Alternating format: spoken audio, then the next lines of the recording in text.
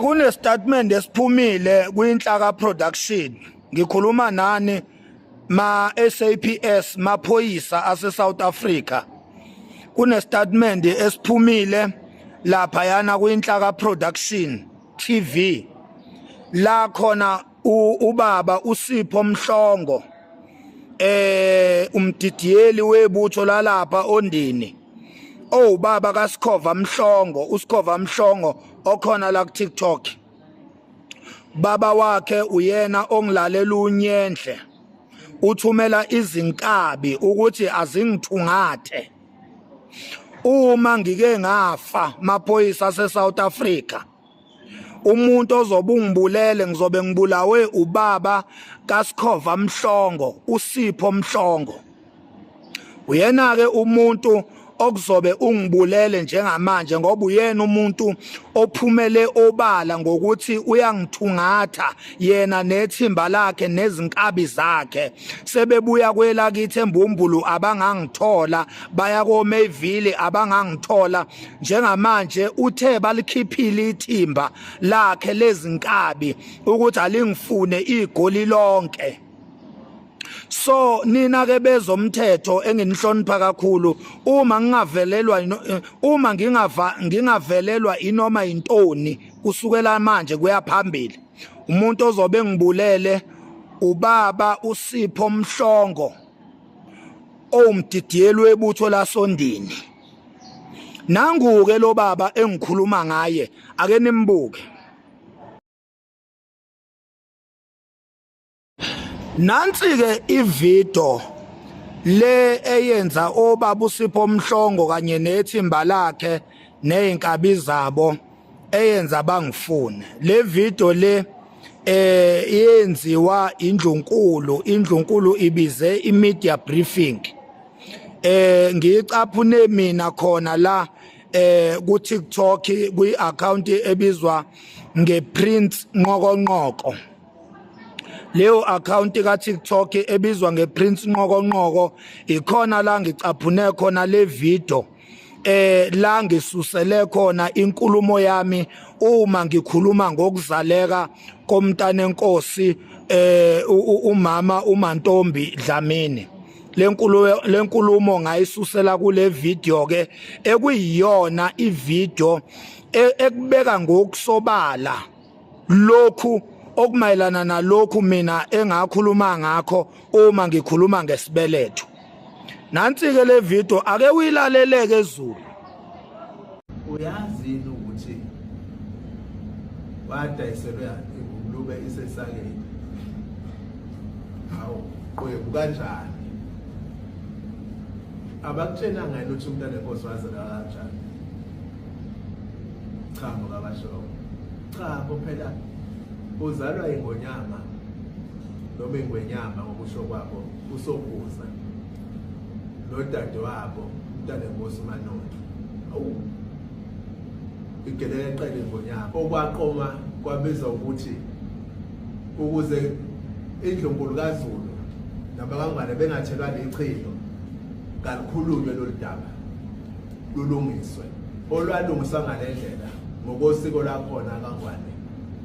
Isiko lebovu lapho umlobokazi ezogana okuyaye enikezwe ingane ifakwe eswini sakhe ibe ingane yakhe yokuqala ukuqobothisa ubukhosikazi bakhe lapha ekhaya. Wadinga ukuba kufakwe indodana yokuqala kaMdlokombane uZonda Magwala ukuze kuphahlekwe noma kuqobothise ubundlovukazi kaMntana enkosi. Wayengayisesona isitsha esasingazale ingonyama kaZulu. Ungaphaka yini ukudla okuhlanzekile kudleke ukuphakela esitsheni esingcolile ngoba kwenzeki isitha siqale sihlanzwe kuqala ukufaka ngonyama uZonda Magwala kwakulokho okuhlanzwa ngaleso sitsha okusho ukuthi lezi inkomo ezihlale zishiwe inkomo zobaba nobabamkhulu zase iphumelezeni.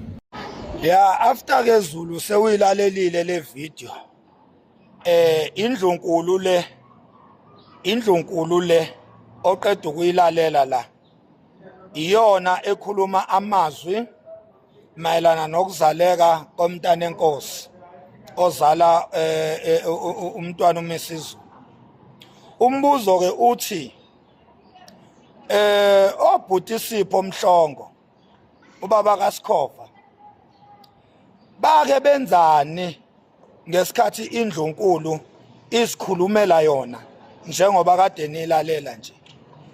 Iziphi inyathelo abake bazithatha ukukhombisa ukuthi ngempela lento ekhulunywa indlunkulu la yukuthuka isihlalo noma yukuthuka umntana enkosi.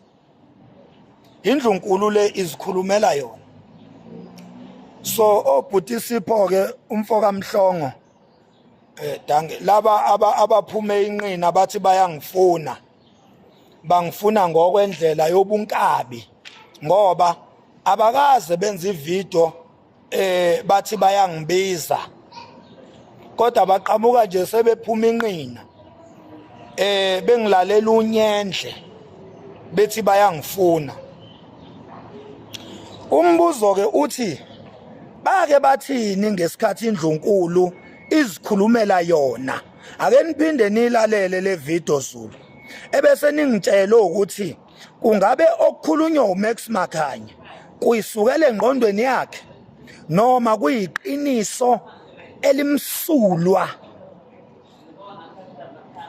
Umbuzo uthi njengoba ubaba kaSkhova efuna ukungibulala nje kanye nethimba lakhe izinkabi zakhe lezi ebebekhuluma nazo lapha kuInhlaka Production bethi bayangifuna bafuna ukungibulala ezethu ubaba kaSkhova kuyophela inhlamvu. Umbuzo uthi abayibulalanga ngani indlunkulu ngesikhathi ikhulumela yona lezi indaba ezikwi-social media. Abayibulalanga ngani indlunkulu ngoba lezi indaba zakhulunywa yiyo indlunkulu yazikhiphela kithi sumphakathi. Ilowo nje umbuzo. Number 2, uSipho Mhlongo ubaba kaSkhova uyokumela yena ukubhekana namacala uma ngingafa manje.